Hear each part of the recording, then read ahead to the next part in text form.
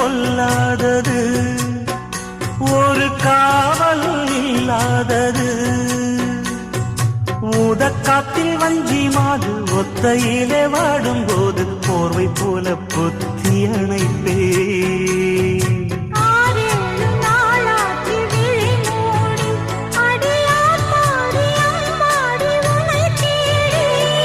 நீதானே மானே என் இளஞ்சோடி, உனை நீங்காது என்றும் என் உயிர் நாடி.